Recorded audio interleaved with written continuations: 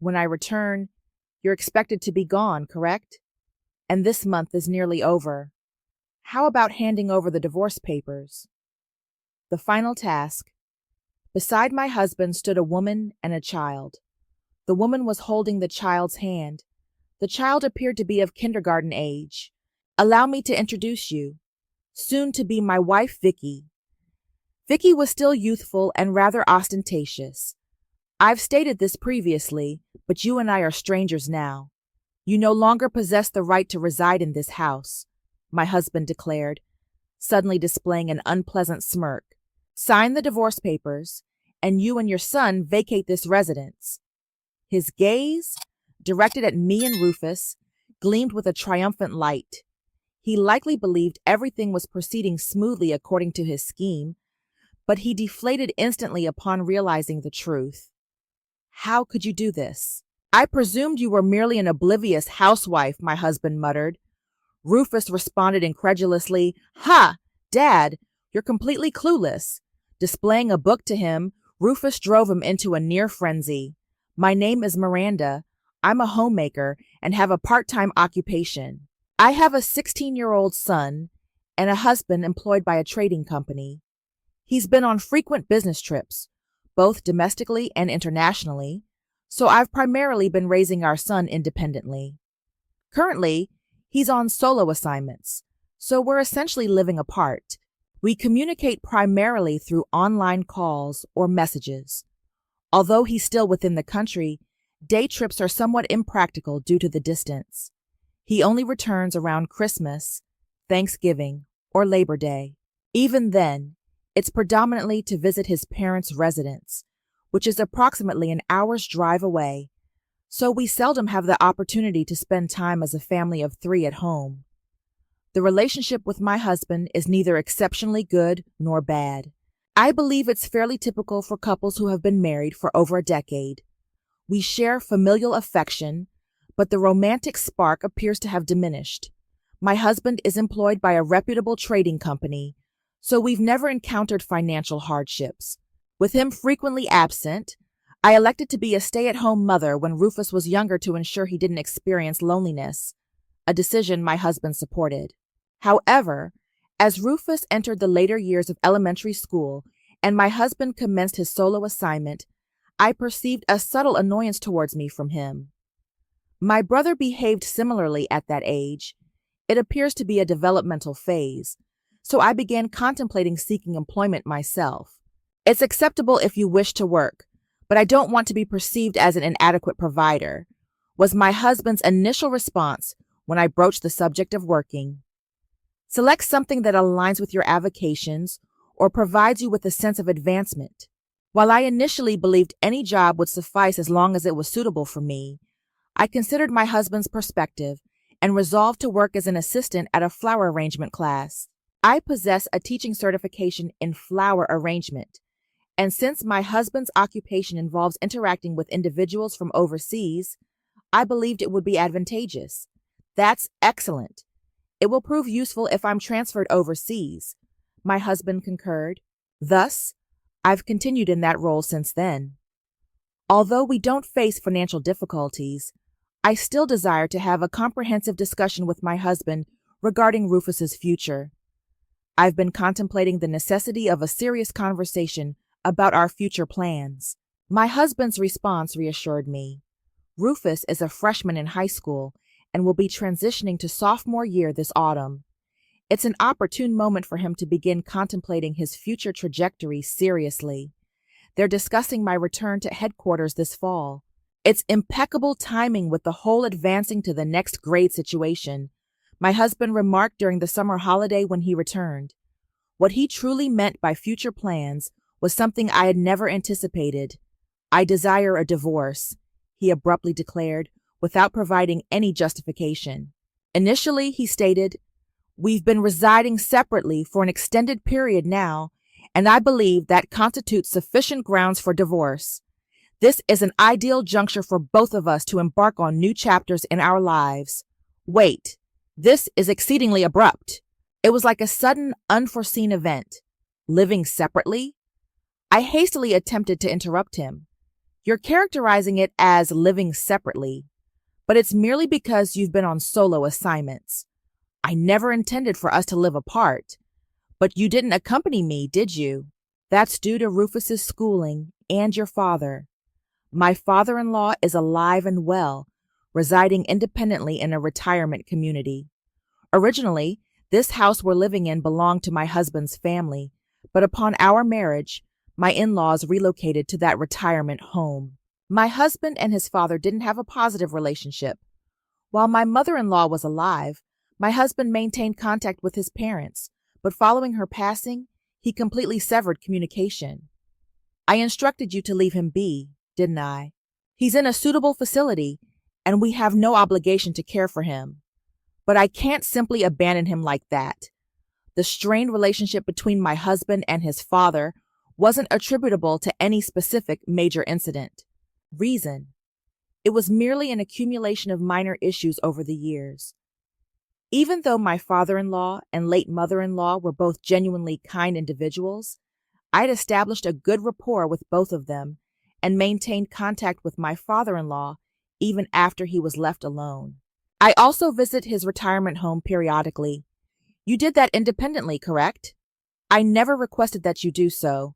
That's accurate, but it's not so simple to dismiss it. And what about Rufus's education? You could have transferred him if you genuinely desired to. Didn't you express your wish for Rufus to attend that particular school? Rufus successfully passed the entrance examination and enrolled in a private school with a combined elementary and junior high school program. I did desire that, but even so, if you truly wanted to, you could have arranged for his transfer, correct? But it is not facile to execute. So, fundamentally, you opted not to reside with me. Therefore, I'm presenting you with this. With that, my husband proffered a pre-completed form. I've returned, but you cannot remain here under these circumstances. I'll secure lodging at a hotel or elsewhere. With that concluding statement, my husband departed from the house.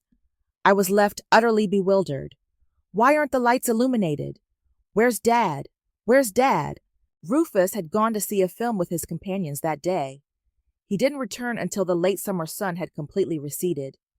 My husband had arrived and departed around mid-afternoon. I seemingly had been sitting there for hours, still immobilized. What's this?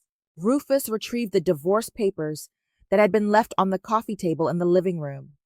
What course of action should I take? What should I articulate to explain the situation? I still hadn't organized my own thoughts, let alone determined what to convey to Rufus. Observing me frozen in that state, Rufus emitted a sigh and, leaving the divorce papers behind, proceeded to exit. Oh, not only my husband, but also my son is forsaking me, I contemplated, dumbfounded. Rufus returned promptly. Consume this. You won't be able to think clearly if you're famished. Eat well, obtain a restful night's sleep, and then we shall contemplate our next steps. Rufus presented a plate containing 2 substantial sandwiches, stating the above. They were indeed large, with filling overflowing, but he must have expended considerable effort in their preparation. Reflecting upon that, tears welled up involuntarily. Just eat, already, Rufus, feigning ignorance of my tears, instructed, and I consumed the sandwich while weeping. It was a simple sandwich, but it tasted more delectable than any feast I had ever savored. Since returning to his remote work assignment, my husband has dispatched several messages to me. Here's the gist of what they convey. My husband wants a divorce. I desire a divorce by next autumn. I shall ensure the payment of Rufus's child support until he reaches adulthood. Currently, adulthood commences at 18, but since he'll attain that age while still in high school, I'll provide for him until he graduates. I'm astonished by the tone of his communication, as if he's magnanimously consenting to pay. Rufus isn't merely my child. He's our child. How can he speak so haughtily about his minimal obligations? When the unaccompanied assignment concludes in the autumn, I'll relocate back into that house. Therefore, you should be prepared to vacate by then. You should be capable of locating a suitable residence within half a year. I'll even cover the relocation expenses out of benevolence. If he insists on us vacating the house, then naturally, if we are compelled to relocate, he should bear the financial responsibility. However, I cannot comprehend the necessity for us to depart from this house. The rationale for the divorce is the natural dissolution of our marriage, so I shall not be providing any alimony. Nevertheless, I acknowledge your years of dedicated service as a homemaker and mother, so I'm amenable to furnishing some financial assistance. Naturally, I shall not be requesting any alimony from you. I do not believe it is needed to pay any alimony. I wasn't leading a life of indolence. While it's true we resided separately, whenever my husband was unable to return here, I visit his temporary assignment location with Rufus, and we lived as a conventional family. The notion of a natural dissolution is simply unacceptable. If you are unable to support yourself with your current employment, I'm willing to assist you in finding alternative employment. However, if that transpires, you'll be required to relocate from this town. I'm certain you wouldn't desire to encounter me. My employment as a floral arrangement assistant alone is insufficient to support myself, but I can't countenance being requested to depart from this town and seek employment elsewhere. Why should I be subjected to such a demand? I'll transfer custody to you. I shall transfer custody of Rufus to you. He'll likely feel more at ease with you, considering you've been residing together for years. Moreover, he's nearing adulthood. He won't require reliance on his parents indefinitely. If you assert that Rufus requires something, I might consider discussing it, but I shall not be requesting visitations. If we ultimately divorce, I unequivocally intend to retain custody of Rufus. However, judging from his phrasing, it appears my husband is prepared to discard his son as well. How can he be so callous? I can't fathom the extent of the emotional distress Rufus would experience if he were privy to all of this. After perusing everything, I emitted a sigh. There isn't a single justification I can discern to concur with any of this. What an egocentric stance to adopt. When he initially informed me about the divorce, I was shocked and devastated. But now I'm beginning to believe that I don't want anything to do with such a self-centered individual. I traveled to his temporary assignment to converse with my husband. It was during work hours, but I possessed a spare key to the apartment. When I entered, the room was as immaculate as ever, devoid of any signs of lived-in life. He's always been fastidious, but it genuinely resembled a model room. As I waited in the room, my husband arrived home in the evening. "So you came. If you were coming, you should have notified me," he stated grumpily. "Did you bring the divorce papers, signed, for me? I'm amenable to it, so you can simply submit them yourself." He didn't even cast a glance in my direction, merely removing his suit jacket and loosening his tie. He meticulously hung them all on hangers, smoothing out any creases. This individual was perpetually like that. I recall the period when we cohabitated. Everything was neat and orderly, without a single imperfection. Perhaps it's a surprise inspection for women. If so, that's unfortunate. Certainly, there's no indication of that whatsoever. What did you have for dinner? I've already eaten. It's virtually always like this. Dinner. When was the last occasion we savored home-cooked meals at home? My husband inquired sarcastically, then retrieved a chilled beer from the refrigerator, seated himself at the table, and commenced drinking. You comprehend, correct? Why I stated I desire a divorce. I'm weary of living in this manner for years. Well, you should have communicated your desire for me to accompany you with Rufus there, and you commencing to work, even part-time. There's a rhythm to life. I can't simply request that you discard it all, my husband said, taking further sip of beer. After residing like this for a while, one day I simply contemplated, perhaps we don't require a family after all. He appears to be adamant that the catalyst for the divorce is our separate residences due to his temporary assignment. Well then, could you at least postpone it until Rufus graduates from high school? It's merely 2 additional years, or rather 1.5. No, it must be by next autumn. What's so significant about that particular autumn? My husband reacted subtly to these words I blurted out. I informed you.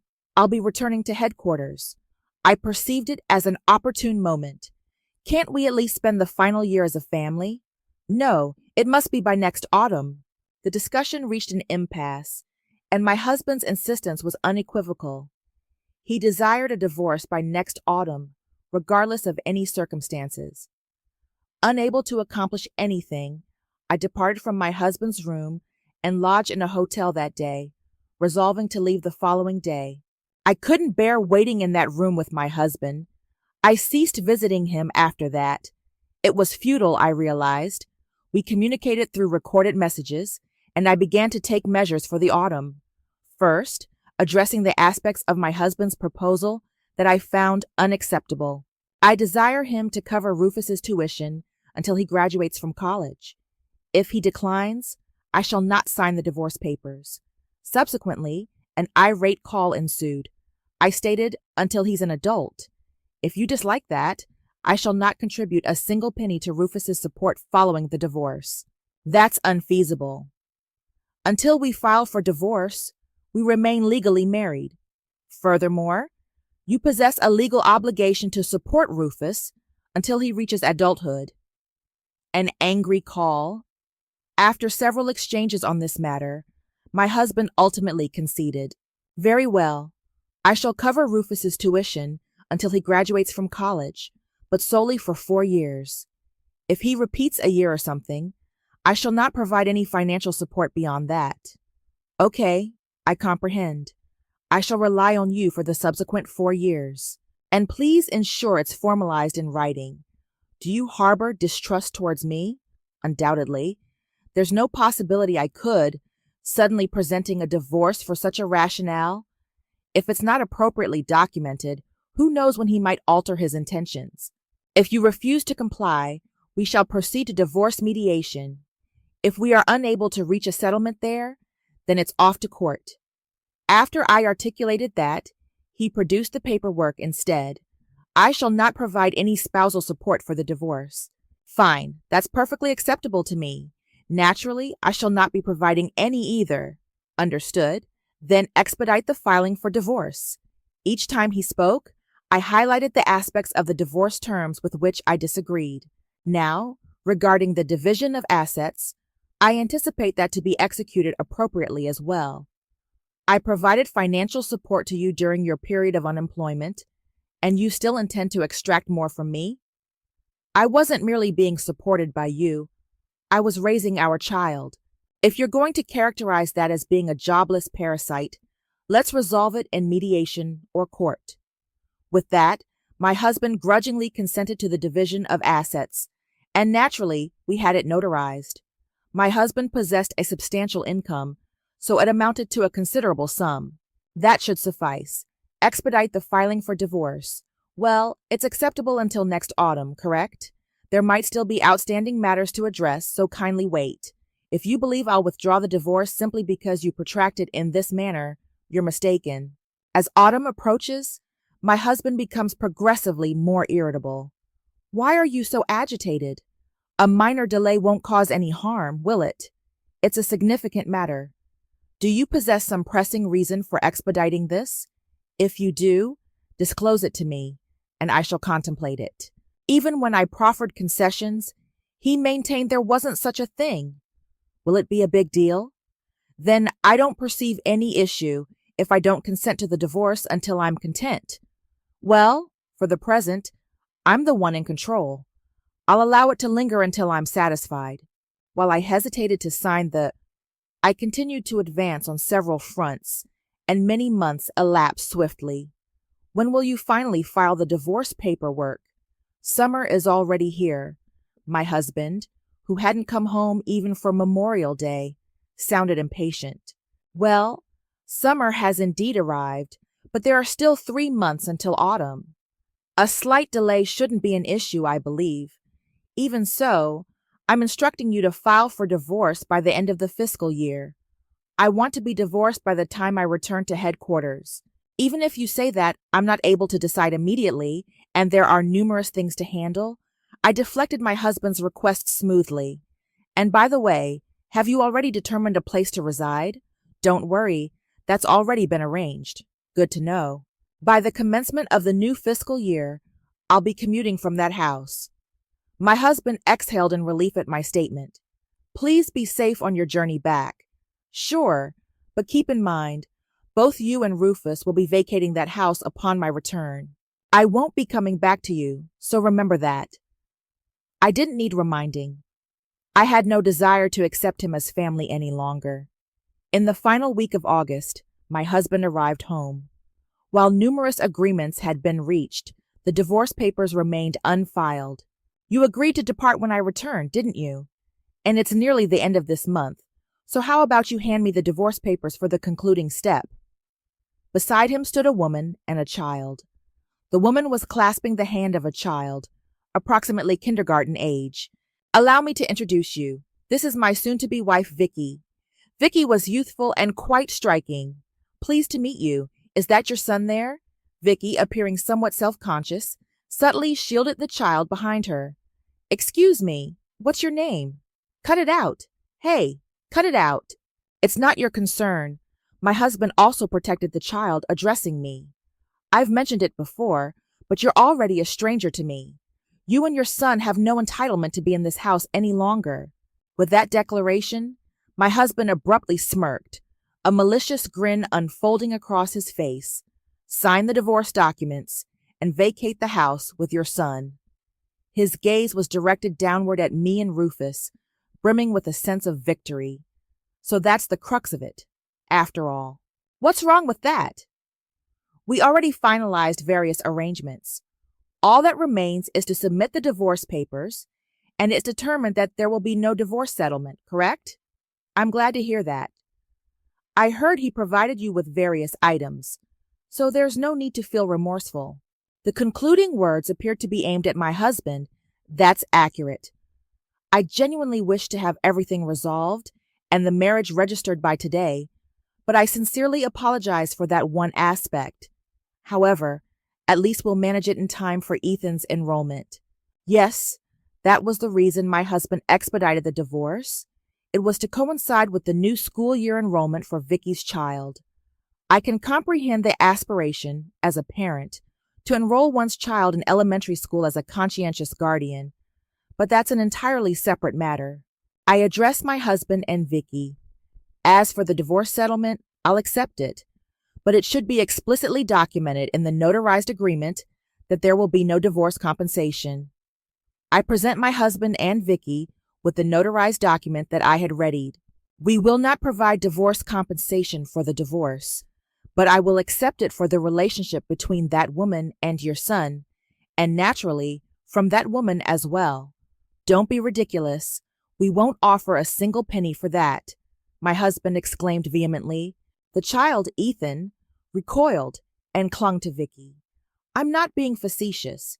You can seek compensation for infidelity within 3 years of becoming aware of the fact. It's plainly stated as such. Divorce compensation and infidelity compensation are distinct matters. However, now that it's evident that your stated reasons for divorce, the extended periods of separation due to work, were fabrications, it appears you'll also be required to pay divorce compensation. What did you say? The actual cause for divorce is those individuals. You desire to divorce me, remarry that woman, and legally recognize the child, correct? If that's the rationale, then naturally I would have sought compensation. It's explicitly outlined in the law. In instances of divorce resulting from deception or duress, the divorce itself can be nullified. An individual who entered into matrimony through deceit or compulsion may petition the family court for annulment of that marriage. I displayed the documents I possessed to my husband and Vicky. The divorce hasn't been concluded yet, but I believe the stipulations of that notarized document can be amended. My husband's hand, clutching the documents, was quivering. Therefore, let's re-examine the divorce settlement appropriately. I addressed my husband, a wide smile adorning my face. In that scenario, there's no agreement regarding Rufus's educational expenses. That's unfeasible. There's no justification to rescind it. It's the identical notarized document, my husband contended fervently. However, that won't suffice. It's the same, But the substance differs, doesn't it? If I had prevaricated, perhaps that argument could hold, but I have nothing to conceal. That's the verity, and it's a fact. I desire my husband to satisfy his obligations as Rufus's parent, so I requested it, and my husband consented. There's no falsehood there, so I don't believe your assertion is valid. You've been through enough. I understand. I'll cover the expenses. Just cease discussing it. Thank you. I grinned widely, ensuring my husband and Vicky experienced maximum frustration. What an avaricious woman, my husband spat. But as long as I pay, correct? So proceed and remit the payment. Sure. I've already processed it. In fact, I submitted it this morning. Here, this is the certification. I presented my husband with the acknowledgement of receipt for the divorce filing. Once we possess this, it's entirely ours, as intended. My husband displayed it to Vicky, and they exchanged satisfied nods. All right, then. The discourse is concluded. You have no justification to remain here, so depart. Well, regarding that, Rufus and I possess the entitlement to stay here. It's you who should be leaving. Don't speak foolishly. This is my residence. Poor husband, he's unaware. I must enlighten him appropriately. Whose name is listed on the title deed of this property? That would be my father-in-law's, and what's his is mine. No, it's under my name. Upon hearing that, my husband appeared momentarily taken aback, but he then chuckled and stated, You believe it's in your name because you possess the right of residency here, huh? I wouldn't commit such a blunder. If I divorce you, you're no longer related to my father, which signifies you forfeit the right to reside in this dwelling. I sighed and handed him another document. What do you intend by this? My husband's eyes expanded as he examined the document. I was adopted by your father, and as a component of that, he resolved to bequeath this house to me. What I displayed to my husband was a family registry. It unequivocally declared that I was adopted. That's preposterous. That's accurate. Your father enacted it because he consistently cherished me as his own offspring. After my husband broached the topic of divorce, I conferred with my father-in-law. Both of my biological parents are deceased. They passed away shortly after I was married. My in-laws regarded me as their own daughter because of that, so I treated my in-laws more favorably than their own son. My father-in-law instructed me to investigate thoroughly and employed a private investigator to do so. Consequently, I discovered that my husband had a concealed child with another woman. So, you desired to work away from home merely to cohabitate with that individual you've been involved with previously, correct? Vicky was employed as a hostess at a nightclub when she encountered my husband. She was only 20 at the time, but she swiftly formed a bond with my husband, and they became intimate. Subsequently, she conceived. My husband deliberated and elected to lead a dual existence, to reside with Vicky and their offspring. I frequented your workplace away from home multiple times, yet I couldn't discern any indication of a woman's presence. My husband maintained 2 residences at his unaccompanied assignment location. One was the idyllic home to reside with those individuals. The other was a facade to mislead us during visits, to conceal the presence of a woman. After my husband embarked on an unaccompanied assignment, I journeyed to visit him with Rufus on numerous occasions. I was consistently awed by how tidy it was, but naturally, since he wasn't genuinely residing there, it was tantamount to not inhabiting it at all. My husband even installed surveillance cameras in that house and configured it to notify him if anyone entered the room. When your father learned of this, he was incensed and declared he wouldn't bequeath anything to you. It would all be transferred to Rufus. Subsequently, he proposed adopting me. Seriously, my husband must have presumed that everything was unfolding according to his scheme, but he was devastated upon discovering the truth. Do you comprehend the implications of disinheritance? Your father is undergoing that procedure. What's that? In layman's terms, it signifies expunging you as a legal heir to your father. If the family court sanctions it, you will no longer be a legal heir, and the inheritance will devolve to Rufus through intestate succession. When the inheritor, who is to bequeath the property, desires to exclude the inheritor who possesses the right for some rationale, there exists a method to exclude them from inheritance. In this circumstance, my husband is virtually estranged from his father, and the father resolved to undertake this action due to the husband's exceedingly callous treatment of his wife and child. When the deceased possesses assets, there exist rights for illegitimate heirs who are presumed to be intestate heirs following the deceased's demise. It's the ultimate recourse when you don't even wish to relinquish the minimal assets. My father-in-law stated he would execute that out of appreciation for the years of discord with my husband, his gratitude for my presence in lieu of his son, and his remorse for my husband's conduct. When my husband forfeits his eligibility as an heir, Rufus, as his grandson, will be acknowledged as an intestate heir through intestate succession. Nevertheless, if my husband is discontented with that determination, it will be contested in court. For that contingency, my father-in-law determined to adopt me and bestow this house upon me as an advance, inheritance. He opted to do that after conferring with your father. How could you perpetrate such a thing? I perceived you as merely a homemaker who was oblivious to everything, my husband mumbled, and Rufus retorted incredulously, Huh? Dad, you are unaware of this? Rufus proffered a book to my husband. What's this book? The Splendid Deductions of Mrs. Rose. Oh, I recognize it. It's a currently popular novel, slated for an anime adaptation soon. I've been perusing it as well. I adore it. It's a book my mother authored. She studied extensively to write it, becoming quite erudite about legal matters in the process. Rufus's pronouncements left the two of them flabbergasted.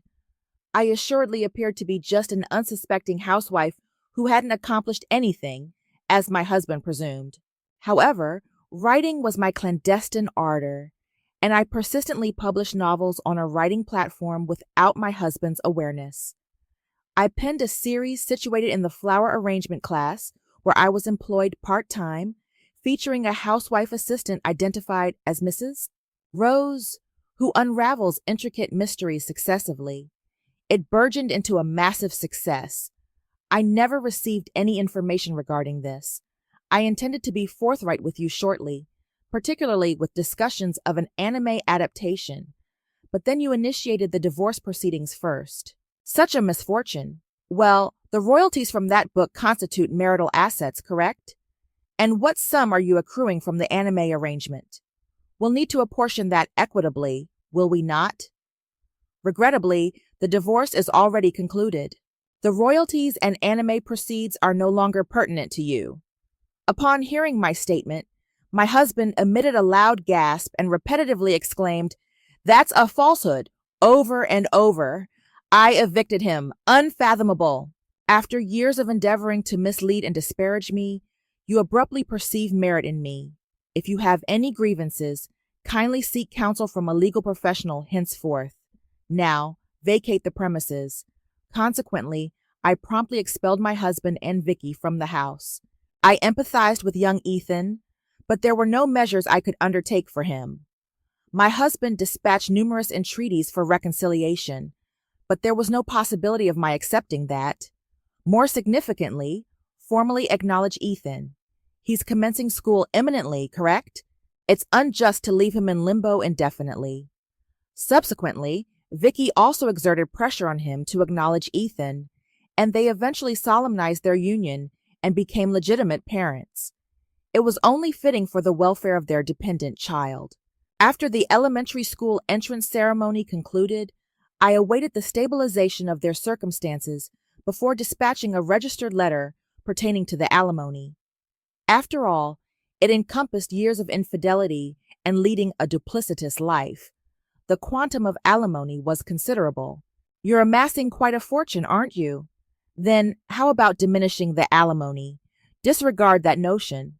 Such a ludicrous proposition was summarily rebuffed, naturally. Irrespective of my identity, there's no refuting that you've inflicted profound hurt upon me. Alimony is remuneration to offset that anguish, to articulate an apology in monetary terms. It's unrelated to my earnings. When I threatened further refusal, culminating in a legal proceeding, he remitted the payment compliantly. He appeared to have procured the alimony for 2 individuals from the corporation. Though he managed to secure funds from the company, his machinations were ultimately unveiled. Moreover, the proposition for a job assignment away from home was ostensibly for this objective. The mills of the gods grind slowly, but they grind exceedingly fine. The divine perceives everything, as the adage goes. The company's upper management was enraged at being exploited for such unethical purposes. Consequently, he was demoted and relocated to a subsidiary in a provincial area. His remuneration diminished, and now both of them were laboring assiduously to reimburse the debt. But ultimately, it was propitious. Ethan could inaugurate a new existence in a novel locale, oblivious to his parents' past, commencing afresh as an ordinary family. No blameless child should endure repercussions for their parents' transgressions. As for myself, following the divorce, my literary creations were adapted into anime as envisioned and engendered considerable acclaim. Merchandise was also launched. And in this epoch where electronic books are gaining ascendancy, the printed volumes, sold with supplementary items, became a substantial triumph. The editors are incessantly urging for the subsequent work. With my bustling existence, I possess no capacity to dwell on antecedent emotional traumas or reminisce. My animated production has also been disseminated overseas, eliciting substantial feedback. Notwithstanding everything Rufus had undergone, he matured into an upright and scrupulous individual. He articulated that he would be seeking what he genuinely aspired to do, what he excelled at during his 4 years of university. It's my life, regardless, so I won't be dependent on Mom, despite his impertinence. As a parent, I would be gratified if he relied on me somewhat more. For the present, I might as well compose a new narrative with an impudent college student as the protagonist. I possess a premonition that the succeeding work will also be a success. While observing my dependable son, I can't help but harbor such contemplations on my own.